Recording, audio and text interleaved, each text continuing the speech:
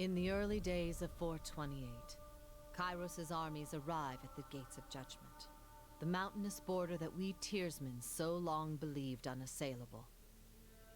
Unable to agree on a unified plan of defense, the various leaders of the Tears sit and wait for each other to deal with the conquerors, until it's too late. Well, salutations, ladies and gentlemen. Welcome to Rary's Hideout. I did not expect the card to move there. We're just gonna roll with it as if that was intentional. Anyway, this is roughly me, maybe like 2 minutes after ending the last recording. So, if you saw the last video at the end, you would see what the first tile card was. Basically, the circumstances that we're stepping into here seem to be the our role in the invasion of this region. I don't have all the names memorized yet, or really I'm not even aware of them yet. Just kind of trying to piece everything together. So I'm probably gonna stay away from directly trying to name certain things about the lore for a little bit, just because I'm letting it tell its story to me, and we'll go from there. So anyway, here we are moving forward in this. What our role in the invasion was. We'll see how this goes. So in the early days of 428, Kyros armies arrive at the Gates of Judgment, the mountainous border that we Tearsmen so long believed unassailable. Unable to agree on a unified plan of defense, the various leaders of the Tears sit and wait for each other to deal with the conquerors until it's too late.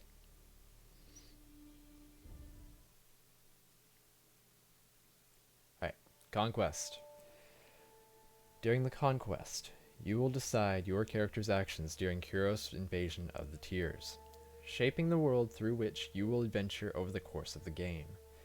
Each choice you make affects your character and how major factions of the Tears respond to you. Your decisions matter. Choose wisely. 428 TR, Year 1 of Kyros' Conquest.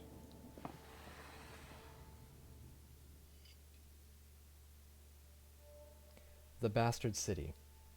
The Bastard City stood on the northern border between Kyros Empire and the Tears. Built upon a natural harbor at the crossroads between realms, the city was a nexus of commerce. To the Tears, it was the center of all wealth. To a northerner, it was little more than a backwater trading post. Its symbolic status as a gateway to the continent made it a natural first target in Kyros' military conquest. Circumstances were ideal for you to prove your worth as a soldier in Kyros' armies. Taking this city would send a message to the rest of Tears. The Kyros will... I should reread that. Taking the city would send a message to the rest of the Tears. Kyros' will is insurmountable. I still didn't read that right. Kyros' will is insurmountable. There we go. Alright. Select a token on the map to begin. Oh, this is going to be interesting. Infiltrate Tears. Both armies sent their forces to prepare the way. Gates of Judgment. In the first major engagement of the war, Kyros armies cross the mountains and establish a foothold.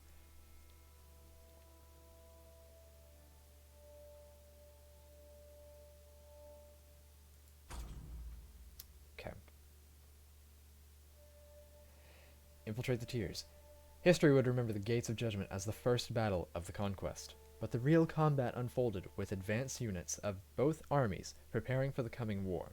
The Disfavored and Scarlet Course each had a plan to infiltrate the capital city. Which army did you join? Ooh, this is interesting. Okay, so the Disfavored, disciplined and battle-hardened, the Disfavored are an elite legion in Kyros' army. They spearheaded the conquest of the Younger Realms, finding themselves always outnumbered, but never outclassed. Led by the steadfast and dutiful Graven Ash, whom they follow with obsessive devotion, they are committed to imposing their interpretation of order upon the relative lawlessness of the Tears. The Legion only tolerates Northerners in their ranks, priding themselves on high standards and cultural purity. Okay, so there's a bit of a, I guess, elitism out of this, or a pride there. Oh, I like that. Okay. Scarlet Course. The Scarlet Course is little more than a gang of thugs and captive slaves. Rather than organize their commissioned officers, the chorus follow a hierarchy, seemingly ruled by whoever has the bravado to command and defend their position. At the head of this chaotic pecking order, the Archon of Secrets, better known as the Voices of Nerat, treats the Scarlet Course as his personal army. The Scarlet Course often suffers tremendous losses after battle, only to swell in the aftermath when captured enemies and collateral prisoners are given the cruel opportunity to join or die. Ooh, that is an interesting choice. Disfavored? Scarlet Chorus. Just have to say, Scarlet Chorus is an amazing name for this sort of military. Whatever the word for that is. Like, I guess army. Army is the correct word. Scarlet Chorus, especially given what they are. Disfavored. I'm actually inclined to join the Scarlet Chorus. Though I don't know if there's really any reason for me to be there, given the circumstance that I picked out in my story. But, let's see. You join the Scarlet Course as they raided villages and small towns, conscripting every able-bodied man and woman into the army. The Voices of Nerat emphasized the rewards of conscription and enslavement over wanton bloodshed. Apparently his soldiers needed the reminder. And then if we join the Disfavored, you lent your skills to the elite Disfavored scouts to capture a border garrison. Graven Ash insisted that an early victory in the offensive would boost the morale of his troops and diminish the haughty overconfidence of the Southerners.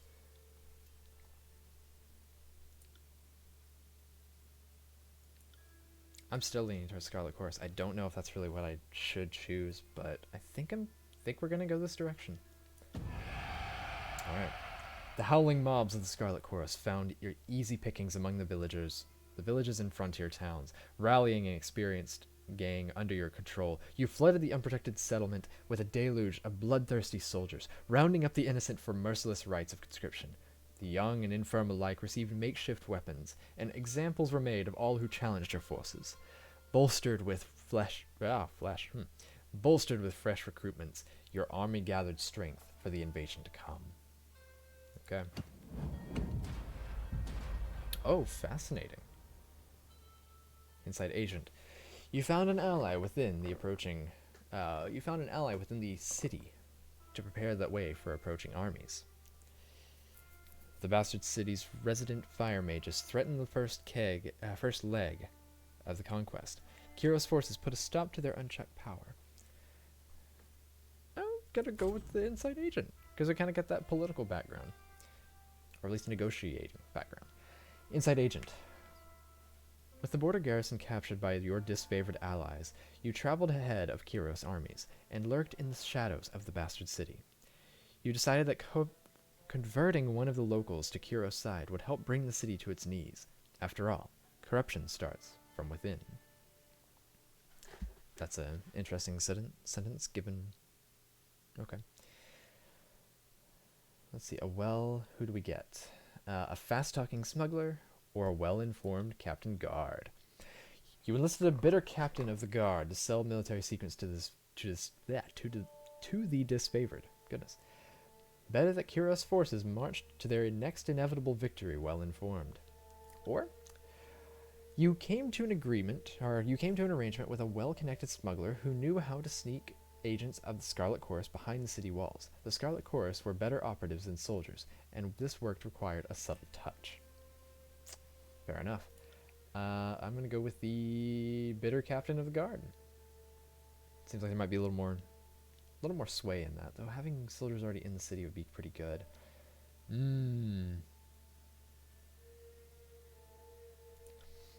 Fast-talking smuggler.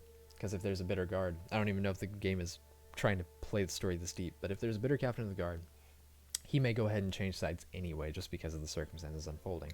But this one, we actually get soldiers inside the city from the get-go, so I'm going to go with that one. Inside Agent.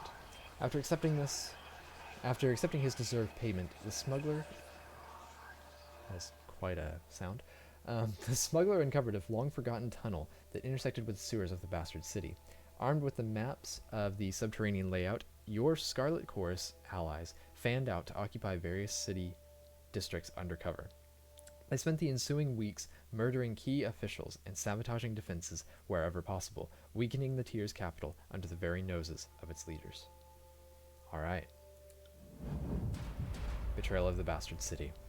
Your tactics of infiltration placed you in the Bastard City ahead of the main armies. Your work softened the city defenses for the arrival of Kyros forces. But you wanted a decisive gesture that would give your allies a meaningful advantage. How did you assist in the fall of the Bastard City? Duel the city marshal? Incite a riot? Spread fear through assassination? Ooh, we actually get an ability from this. Okay. You challenged the commander of the Bastard City's defenses to an honorable fight to the death. The disfavored wished to spare soldiers' lives for the battles ahead, and civilian lives for the occupation. Okay. Spreading the word of Kyros. You converted the... I'm assuming that's the... You converted the poor and disaffected into a hidden army of the Scarlet Course. Once the dust settled, the army wished to bolster their troops with these sleeper cells. Keeping to the shadows, you eliminated the leaders of the You eliminated the bastards of the leader city, one by one. There we go. You eliminated the leaders of the Bastard City, one by one. Stand your ground in the face of defeat. During this time, you will regenerate health rapidly, but your damage is significantly reduced.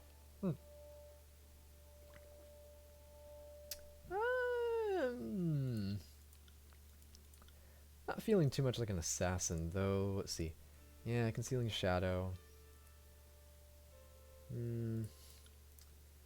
Searing palm. Ooh. Fire. But I don't really have fire magic based right now. That's more of a warrior concept. But it's also health, so I'm gonna go with that one. The city marshal was an old but experienced fighter, and his value to the guard was an accepted truth. After making guarantees for your protection, you met him in the square of the market district and fought in the view of tens onlookers. The battle drew on longer than you thought possible. Good fortune struck when an ornamental chain hanging from the marshal's armor snagged the quillion of his sword, granting you the opportunity to end his life swiftly. Kyros forces celebrated your return to the camp and the dissolution of the enemy morale.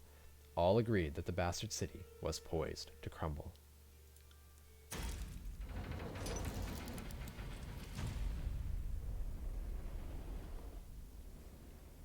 Alright.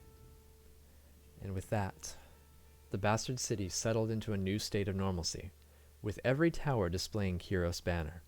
Your name was whispered alongside rumors of a decorated career to come. The armies divided into two fronts and migrated south.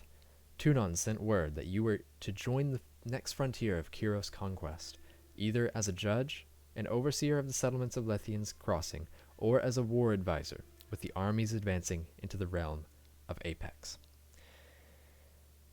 Oh. Either as a judge and overseer, or a war advisor in Apex.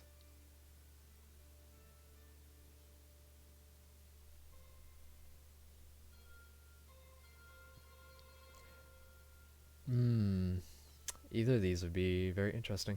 I think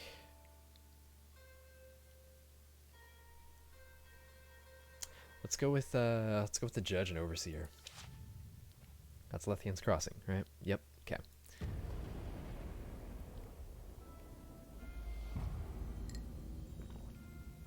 $429. Year 2. Oh, interesting. So we just go through things like this. Okay. Years ago, Lithium the Bold founded a small merchant town at the intersection of ancient old walls. A pact between the settlers and a mercenary company meant that caravans were able to travel without fear of bandits or bane, and the town thrived in modest insignificance. Lithium's crossing drew Kyros' attention for the iron deposits in the surrounding hills. With the region under Kira's control, the northern smith mages could set up workshops to refine ore and arm the disfavored with the finest weapons in the known world. The Archon of Secrets dismantled the mercenary support with a generous bribe, taking the crossing in a bloodless victory. Tunon dispatched you to travel alongside Kiro's forces and bring order to the region. Okay. The iron must flow. You found a clever solution to improve production of iron weapons and armor. The Cult of Siren. The Archon of Song's power ensnared the mind of a disfavored soldier. Oh, let's just do utilitarian. Kiro's smith mages worked day and night to create weapons. No one faulted their dedication, yet production was low. The plan that came to light proved divisive to the disfavored in Scarlet Course. On one hand, any additional manpower was needed for fighters, not forges. On the other hand, the celebrated weaponry of Kiro's armies needed to be fiercely guarded. Draw recruits from the Scarlet Course. Oh, contract tribe of beastmen. Oh, okay. You conscripted help from a local tribe of beastmen. Their strength would more than offset their disobedience. The disfavored protested that savages have access to the secrets of iron, but their voices were few compared to the support of the Scarlet Chorus. Or the Scarlet Course. The Scarlet Course took refugees from the recent influx and forced them to serve in Kiro's military. You repurposed these individuals to haul wagons of iron for the smith mages. This proved an inconvenience to the Scarlet Course, who relied on their force of numbers to be effective in the field. You know what? It's a risk, but given that last line, let's go with the beastmen.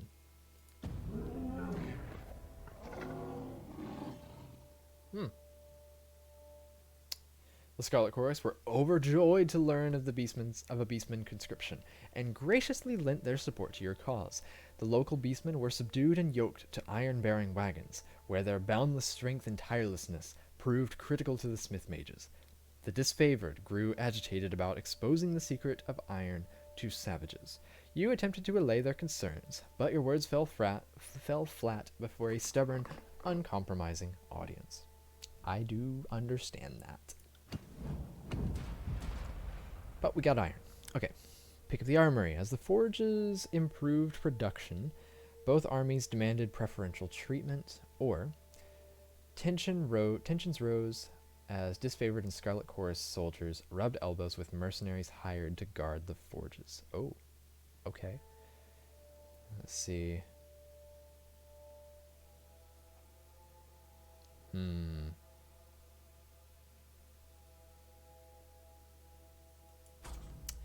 We're going to go with the Guardians do here. Let's see.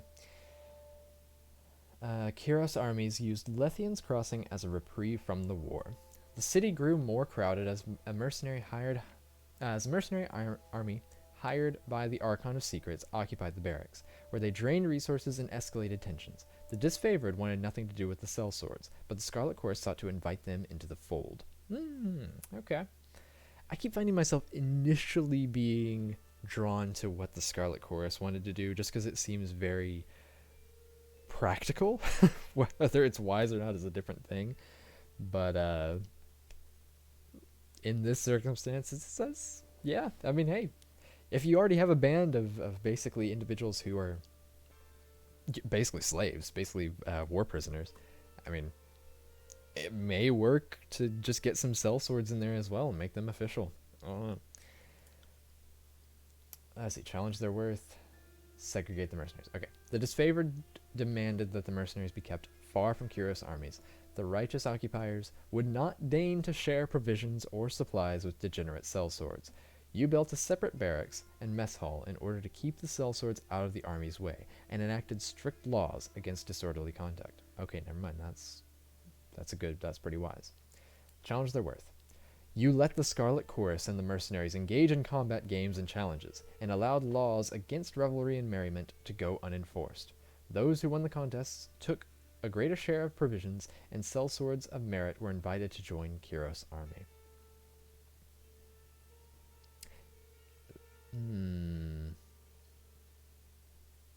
That just sounds like a whole lot of bad idea. Instead of what I was thinking a minute ago. This seems much more reasonable. But at the same time, if this meant we got stronger soldiers, that may be worth it. Sellsword of Merit were invited to join Kyros' army, or just very strict, because they're sellswords, they're being paid either way. Yeah, just for fun. Just for fun. Actually, no, never mind. Duality, back and forth. I'm gonna go with the disfavored on this one. The elite soldiers from the north had little patience for sellswords under the best of circumstances, and showed open contempt for mercenaries born in the tiers. They demanded that all armies, including their own soldiers, follow strict military discipline and be restricted to quarters when not on duty. After some discussion, you agreed that separate accommodations were the best possible solution. Though the sellswords balked at the oppressive foreign customs, you convinced them it was the safest recourse. There doesn't seem to be any negative effects to anything so far, so hopefully it stays that way. Who controlled the crossing? Tragedy struck when a mercenary hired by the Voices of Nerat injured a forge-bound artisan, leaving him unable to practice his craft. Tunon ordered the mercenaries to leave the city in the hands of Kyros, more responsible servants. Only a token garrison could be left behind while the armies returned to the front. As the disfavored and Scarlet Course showed increasing tension and hostility toward each other, Tunon decreed it best that only one force control the crossing. You granted control of Lethian's crossing to the disfavored or Scarlet Course. Ooh, this is interesting. Already making a choice that seems like this would be pretty significant. All of this actually probably is already very significant, but this especially. Disfavored, the Scarlet Course.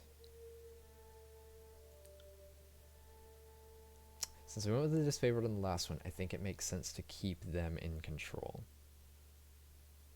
This will be a place of order and protocol, is what it seems like. Let's go with that. The disfavored placed a modest garrison in the settlement of Lethian's crossing. Though the force was larger than might be needed to police a small settlement, protecting the forge-bound ironsmiths became the true agenda of the defense force. As these magical craftsmen kept the disfavored invasion force suited in iron. Relieved at the departure of the Scarlet Course, the citizens of Lethian's crossing felt they got the least of two burdens. You received word from Graven Ash thanking you for your decision. The forge-bound and their weaponry could not be entrusted to the Voices of Nerat. Okay. Alright, there we go. Got the disfavored insignia right there. Oh, we have 3 options now. Lethian's Crossing 429 TR. With mercenaries expelled and Lethian's Crossing under new leadership, Kyros forces congratulated themselves on bringing order to the settlements and guaranteeing a productive flow of resources. Over the course of this diversion, the army front advanced further into the tiers. Your skills were needed in the realm of Azure, Stalwart, or the Vellum Citadel. Azure, Kyros dispatched the Archon of Stone to subjugate the nation of Azure. Stalwart, with its easily defensible position and rich military tradition, the realm of Stalwart was the most formidable realm in tiers, or Vellum Citadel. Kyros' conquering gaze fell upon the Vellum Citadel, its treasures, its knowledge, its secrets.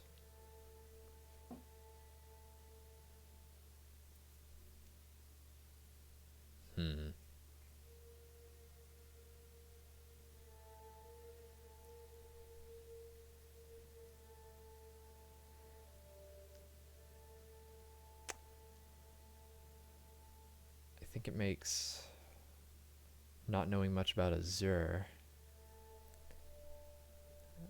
though that looks like a very agrarian focused city or nation. The The Citadel, let's see. The Vellum Citadel was a library fortress, the largest archive of written word in Tears.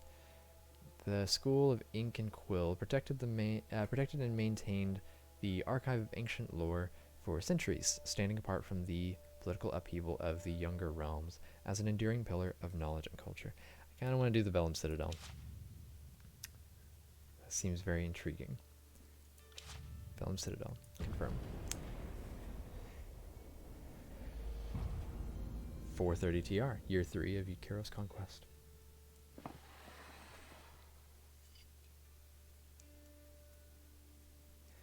The Vellum Citadel was an archive and library of massive scale. Its inhabitants were known as the Scholars of Ink and Quill, a circle of mages that, centuries ago, carved out their own mountainous refuge on lands unsettled by the other major realms.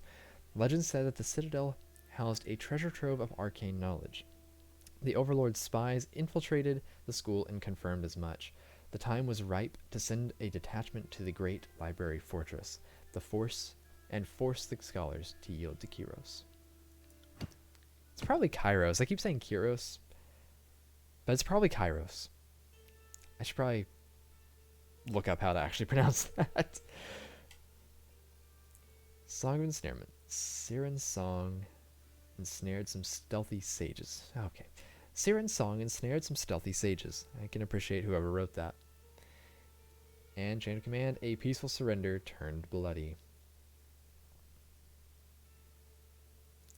Chain of command.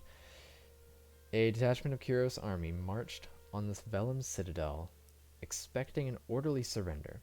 As they neared the main gates, a blast of arcane energy struck the commanders dead. Suddenly, the highest-ranking officer alive, Kairos' forces looked to you for the next steps. The call weighed on your mind as it had an immediate influence on the soldier losses. Order the Scarlet Course to attack. Order the disfavored to advance.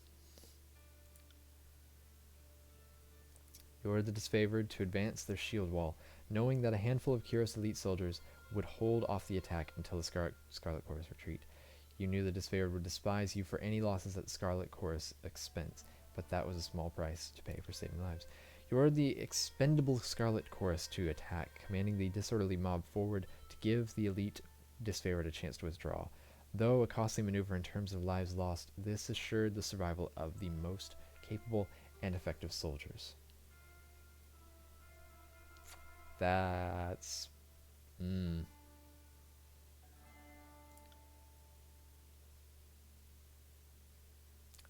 think the disfavored can pull more people out. The disfavored were quick to follow your command and formed an unbreakable phalanx that gave the unarmored Scarlet Chorus horde a chance to escape. Only once they returned to camp did the singed and maimed disfavored take issue with their orders. As far as they were concerned, the Scarlet Course should have taken care of themselves. If they weren't equal to the challenge of defending their brethren, then they had no place in this conquest. Okay, hopefully that doesn't turn too sour. Intercepted intelligence resulted in a lost disfavored patrol. Or, a dispute over contraband parchment turned violent.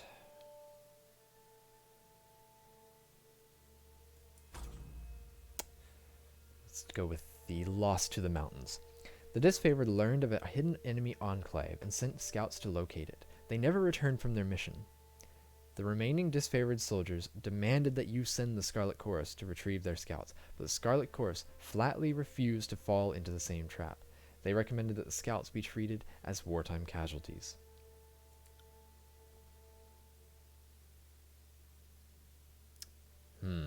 Okay, so you can sign the disfavored scouts to their fate. If the elite of Kairos' army could not return on their own, then there was no sense in wasting the lives of the Scarlet Chorus to find them. You ordered the Scarlet Chorus to send scouts to locate and rescue the lost disfavored patrol. It's a risk, but I think I am willing to take that, to not just outright abandon them, given the information that we currently are given for this circumstance. Though the Scarlet Chorus were bitter at having their time wasted in search of lost soldiers, grandstanding before their rivals in the disfavored was an opportunity too delicious to ignore. Tracking the Legion yielded them the sight of an ambush where spell-slinging mages had the last of the disfavored scouts pinned down. After launching a successful counterattack, the chorus escorted the shaken and humiliated disfavored scouts back to camp. Alright, there we go. Good job, guys. Food and morale dwindled as the siege party realized the enemy would win this war of attrition. Tunon sent word that Kairos' patience had run thin. The Overlord would cast an Edict of Fire on the enemy. The parchment arrived in a slender case of engraved iron. Written on it, the words of a spell powerful enough to destroy the Vellum Citadel. You had the choice of when to read the edict. Reading it at sunrise would offer your enemies no warning of the devastation to come. You could also wait until sunset, giving them ample time to flee or make amends. I already kind of know what I'm going to go for here. Opting to give the enemy no quarter. You proclaim the Edict of Fire at the first moment of dawn, granting the enemy no warning of the destruction to come. Though the chorus insisted your actions doomed their spies, the disfavored applauded your decision. Claiming they still had spies within the Citadel, the Scarlet Course urged you to warn the mages of the Overlord's edict. Granting their request, you met with the enemy under a blue flag of peace and warned them of their doom, giving the chorus spies and the enemy a chance to run. We will take the merciful route, or at least the one that offers more mercy than the other. You confronted the mages with a warning and hoped the message was received. The hour before sunset, numerous figures were spotted fleeing the Citadel. As the sun dipped below the horizon, you read the words of the edict. The earth shook, and red-orange light glowed in the foundation of the sprawling citadel, bubbling up from under the library. A torrent of lava heaved with explosive force, gushing from windows and between loose bricks, melting winding trenches in the surrounding land. Days later, the flames still raged on. The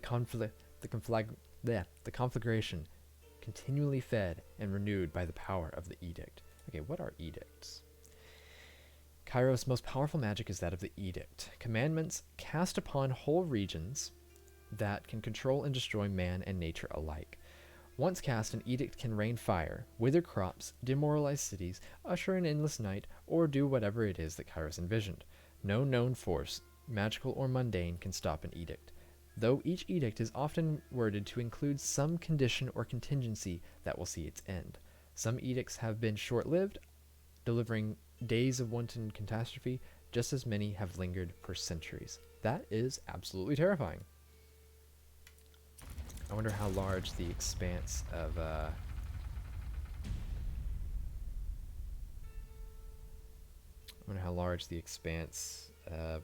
power, or like how large of a region those can be used under, especially if it can be used for centuries. Sounds inadvisable for large-scale conflict over important regions, but I kind of want to learn more about those. The Edict of Fire. The armies of Kairos left the devastation of the Vellum Citadel in silence. From that day forward, the Tears came to know the once noble citadel as the Burning Library. This was an undisputed loss of resources, knowledge, culture, and life. But a message had been sent. The Overlord will not tolerate defiance. You didn't have long to rest before Tunon called you into service once more. You were one of the last to depart from the mountains, and as you journeyed off, you spotted a few campfires in the mountains. They were mere specks, dwarfed by the Inferno, the last gasp of the survivors, or perhaps looters from Kairos' armies, bored and daring enough to pick through the ashes. Well, that is not the way that I wanted that to go, but I'm curious if it could have gone a different way.